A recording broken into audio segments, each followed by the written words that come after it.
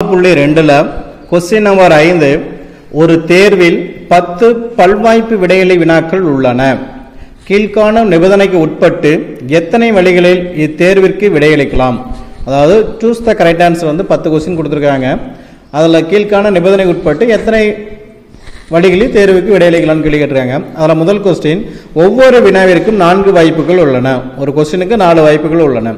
அடுத்த இரண்டாவது क्वेश्चन முதல் 4 வினாக்களுக்கு 3 வாய்ப்புகளும் மீதி உள்ள 5 வினாக்களுக்கு 5 வாய்ப்புகளும் உள்ளன.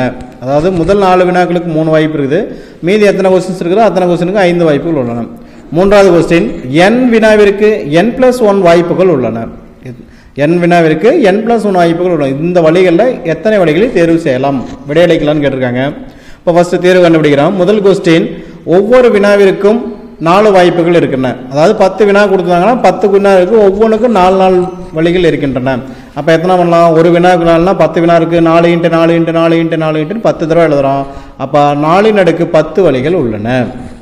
அடுத்த இரண்டாவது क्वेश्चन முதல் 4 வினாவிற்கு 3 வாய்ப்புகளும் அடுத்த 6 வினாக்களுக்கு 5 வாய்ப்புகளும் விடையளிக்க வழிகள் உள்ளன. அப்ப 3 × 3 × 3 × 3 4 தடவையும் மீதி 5 × 5 × 5 × 5 × 5 × 5 6 தடவையும் எழுதுறோம். அப்ப 3 × 4 × 5 × 6 வழிகள் உள்ளன. அடுத்தது மூணாவது வாய்ப்பு n வினாவிற்கு n+1 வாய்ப்புகள் கொடுத்துறாங்க. நமக்கு கொடுக்கப்பட்டது 10 வினாக்கள். அப்ப 10 வினாக்கள் சொல்லும் போது முதல் வினாவுக்கு கொடுக்கும்போது 1+1 = 2 தடவை, இரண்டாவது வினான்னு கொடுக்கும்போது 2+1 = 3 தடவை, மூன்றாவது வினான்னு கொடுக்கும்போது 3+1 = 4 தடவை. அப்படியே போயிட்டே இருக்கலாம்.